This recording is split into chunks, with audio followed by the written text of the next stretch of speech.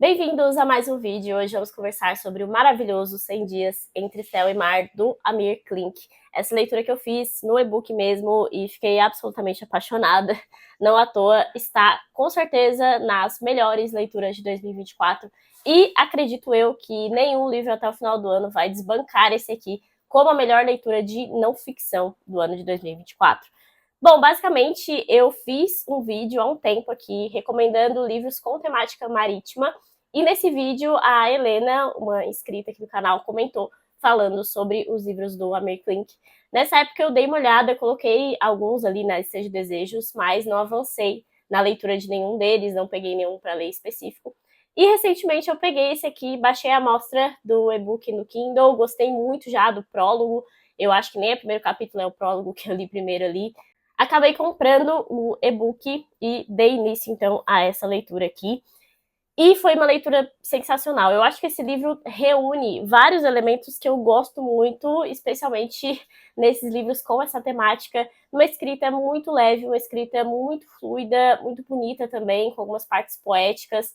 E eu acho assim que os dois elementos que compõem os meus livros preferidos são escrita poética e temática marítima. É muito difícil que eu não vá gostar de um livro que tenha essas duas coisas. Não à toa, Moby Dick é o meu livro preferido da vida, né? Bom, o Amir Klink, que é o autor desse livro aqui, ele escreveu alguns outros, algumas filhas dele também têm outros escritos.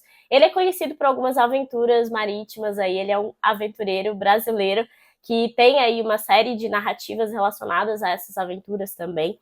E nesse livro aqui, ele vai narrar os 100 dias que ele vai ficar entre céu e mar, como o título bem sugere, né? Basicamente, ele decidiu atravessar o Oceano Atlântico a remo, num barquinho, assim, sozinho. Então ele vai ficar aí cerca de 100 dias navegando no Oceano Atlântico.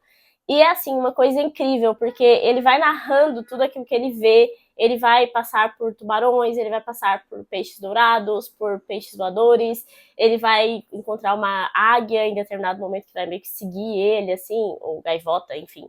Ele vai encontrar baleias, muitas baleias, vários momentos.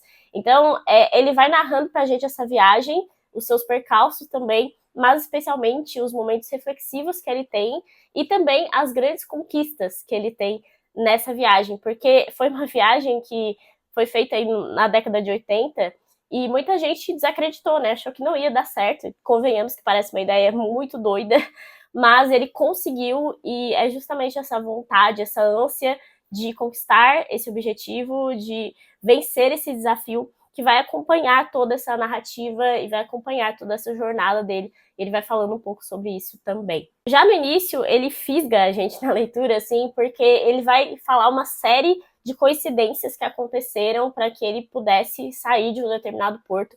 Ele vai sair de um porto na África, que é Lideritz, ou Lideritz, enfim, é um nome alemão, então ele acaba até encontrando um descendente desse alemão no Brasil.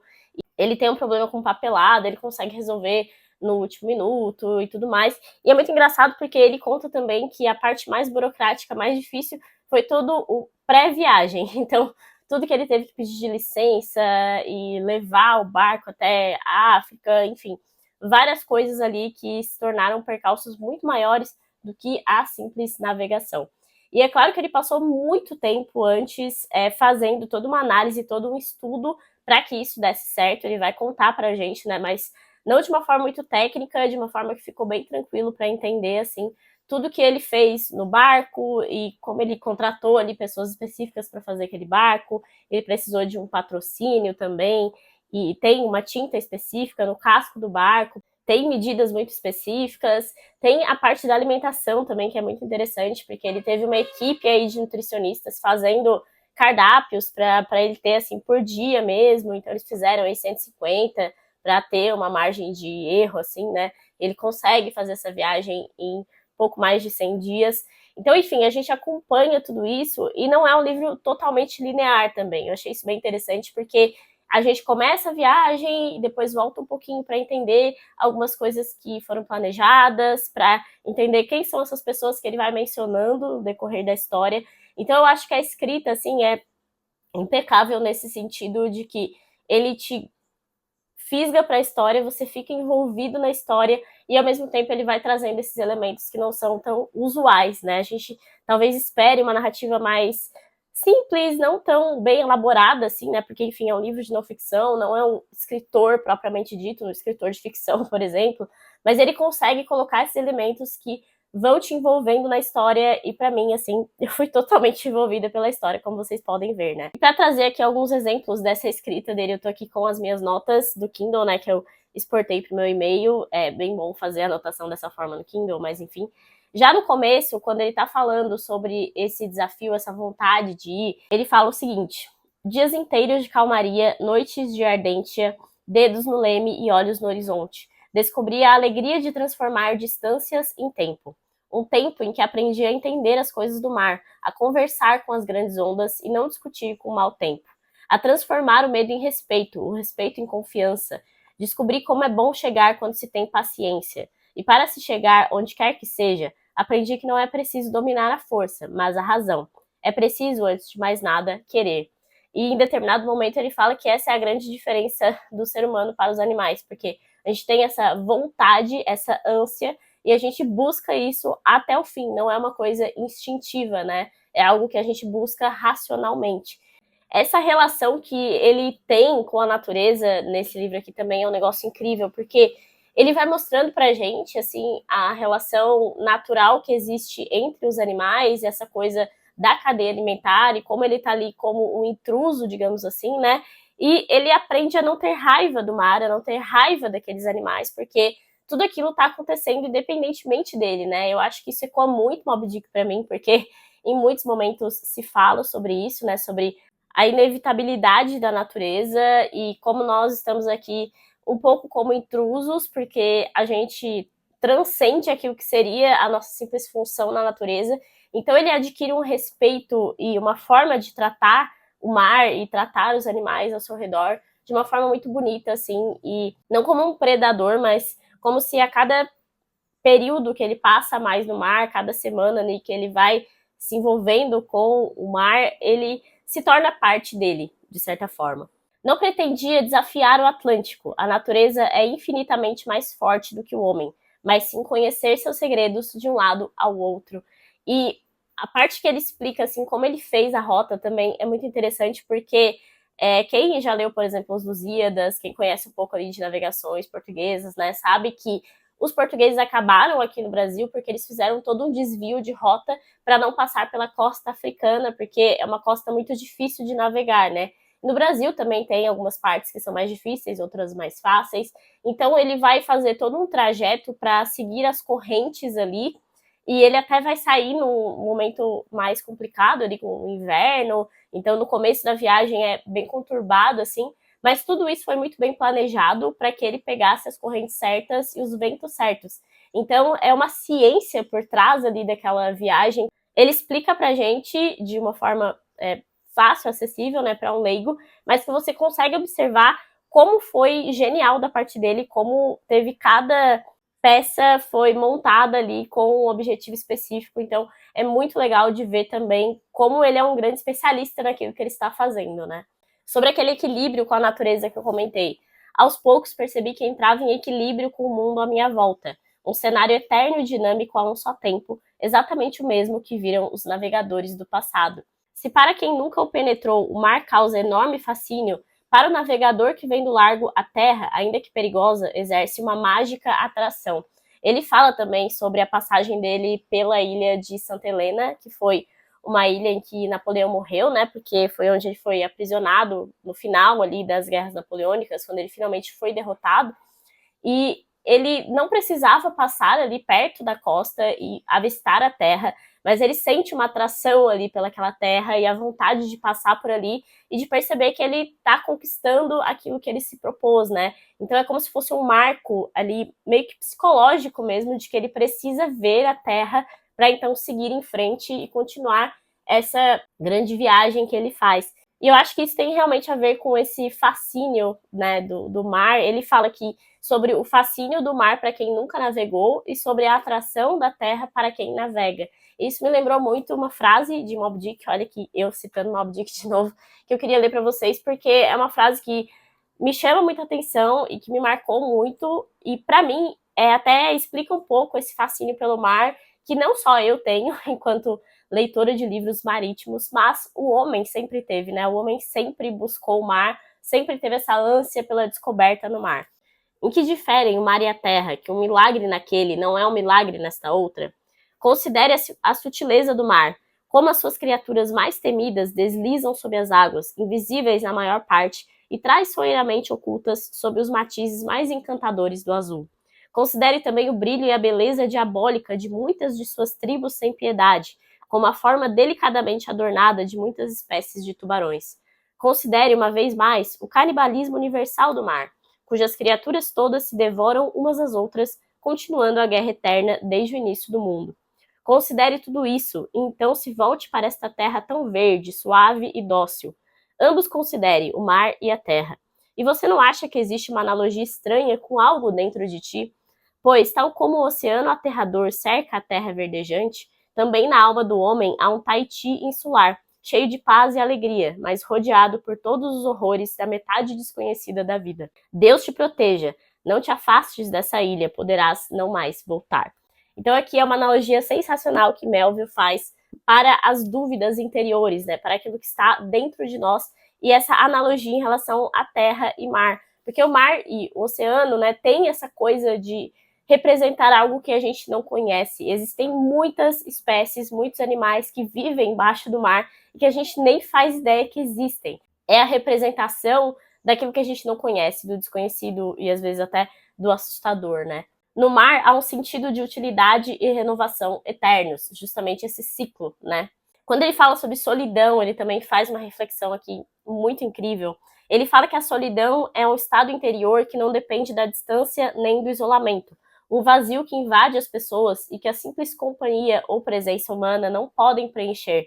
Solidão foi a única coisa que eu não senti depois de partir. Então ele tem uma relação com o mar também, que é muito bonita, com os animais ali presentes no mar, né? Ele acaba fazendo amizades ali com peixes dourados, com baleias também, tem uma relação muito bonita com as baleias que passam por ele. Então ele cria essas relações que acabam afastando a solidão dele, ao mesmo tempo que o fato de ter tanta gente torcendo por ele, tantas pessoas esperando notícias dele, é uma forma de ele se afastar dessa solidão também. A saudade às vezes faz bem ao coração, valoriza os sentimentos, acende as esperanças e apaga as distâncias. Quem tem um amigo, mesmo que um só, não importa onde se encontre, jamais sofrerá de solidão. Poderá morrer de saudades, mas não estará só. Sobre essa solidão também, ele me lembrou muito outro livro, outra ficção, que eu vou trazer aqui para vocês, que é O Velho Mar, do Ernest Hemingway. E essa relação dele com a natureza, a relação dele com os peixes, com os animais, como eu falei, também me lembra muito a relação aqui do Santiago com o seu grande peixe, que é objeto aqui da caçada em Ernest Hemingway. Hemingway também foi um pescador, também navegou aí por mares perigosos. Então eu acredito que esses livros de ficção trazem muito daquilo que o Amir Klink colocou aqui pra gente na não ficção, de uma forma que a gente consegue entender melhor também esses livros, né? Sobre a diferença entre humanos e animais, que eu até já comentei aqui no vídeo, o que nos separava não eram alguns metros de altura acima do mar ou a imperfeição de formas e movimentos, mas algo superior e poderoso que torna os homens diferentes dos animais e que os faz resistir além de suas forças, alcançar limites acima do possível, a vontade. Sobre as dificuldades que ele vê no mar e vê nessa navegação dele, ele fala que a imensidão do mar tornava minúsculos os meus maiores problemas e gigantes as menores alegrias. Ensinou-me a dar valor à vida que eu levava e a pequenas coisas que às vezes passavam despercebidas. Tem outro momento do livro que ecoa muito Moby Dick, que é o momento em que ele se encontra numa creche de baleias, e isso também acontece em Moby Dick, porque basicamente as baleias adultas, né, elas fazem meio que um círculo perfeito até, e dentro ficam as baleias pequenas, né, e os filhotes, enfim. Algumas vezes tem baleias amamentando, inclusive, né, porque baleias são mamíferos. E isso acontece em Moby Dick e os personagens ficam fascinados com aquilo que eles veem. Eles estão numa caçada a baleias, mas eles não conseguem caçar naquele momento porque é um negócio tão sublime, um negócio tão divino, que que acaba deixando eles, assim, até meio perturbados. E aqui o Amir também vai fazer a descrição desse momento de uma forma muito parecida. Então, mais uma vez, eu consegui sentir o realismo, assim, em Moby Dick, apesar de ser uma ficção com todos esses elementos até meio fantasiosos e tudo mais. Não à toa tem um momento desse livro que o Amir vai citar Moby Dick diretamente, então nesse momento eu não tive mais dúvida de que esse seria um dos meus livros preferidos de não ficção, né? E para terminar, terminando também o que conta aqui o autor nesse livro, ele vai desembarcar numa praia de Salvador, na praia da Bahia, que se chama Praia da Espera. Ele encontra ali um pescador e esse pescador não vai identificar o que ele estava fazendo, né? Que ele estava 100 dias no mar, navegando simplesmente para atravessar o oceano. Ele pergunta se ele estava pescando, se ele conseguiu pescar alguma coisa. E o Amir vai dizer que não conseguiu, nem tentou explicar nada assim. E o pescador traz um peixe para dividir com ele, para fazer essa refeição junto dele, assim. Ele mostra muitas vezes essa simplicidade do pescador e como existe ali uma cumplicidade também entre esses pescadores.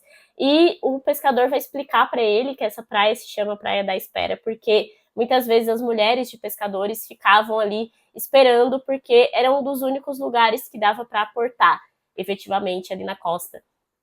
Então, mais uma vez, é uma coincidência que parece um destino ali que faz ele ir até o final, faz ele vencer aquele desafio, aquilo que ele se propôs, né? Na quietude daquela noite, a última, ancorado no infinito sossego da Praia da Espera, sonhando com os olhos abertos e ouvindo outros barcos que também dormiam, descobri que a maior felicidade que existe é a silenciosa certeza de que vale a pena viver. E assim, ele encerra o livro e, curiosamente, assim, me encheu o olho de lágrima. Não sei explicar muito bem porquê, mas parece que o fato de ele mostrar que é possível alcançar esse objetivo que ele se propôs mostra muito mais para nós e ensina para nós que a gente pode alcançar nossos objetivos e basta a perseverança, basta a vontade, que é isso que nos difere, né, dos outros animais, essa nossa capacidade de alcançar os nossos objetivos. E, mais uma vez, isso ecoa muito o Velho Mar. Não é à toa que aqui atrás está a frase que é uma das frases mais icônicas desse livro, né, que o homem pode ser destruído, mas nunca derrotado. Então, nesses livros marítimos, muitas vezes tem essa coisa de alcançar, né, alcançar a terra, alcançar a costa, e como isso pode ser também uma analogia às nossas próprias vidas. Bom, basicamente é isso, acho que ficou um pouco filosófico aqui, mas esse livro me deixou muito pensativa, me trouxe muitas reflexões, e eu acho que isso é uma coisa incrível desse livro, porque ele é tão simples, a linguagem é tão fácil, e ao mesmo tempo ele traz essas reflexões, esses momentos reflexivos. Então isso também me lembrou o Hemingway, porque ele é exatamente assim, né? Muito direto, muito reto, mas ao mesmo tempo muito reflexivo. Então fica aqui a imensa recomendação desse livro, se você se interessa por essa questão marítima ou por esses temas também mais reflexivos que eu comentei aqui nesse vídeo. É isso, espero que vocês tenham gostado do vídeo de hoje. Se vocês gostaram, deixem uma curtida, deixem aí seus comentários, lembre-se de se inscrever no canal, porque isso me ajuda bastante. E até o próximo vídeo.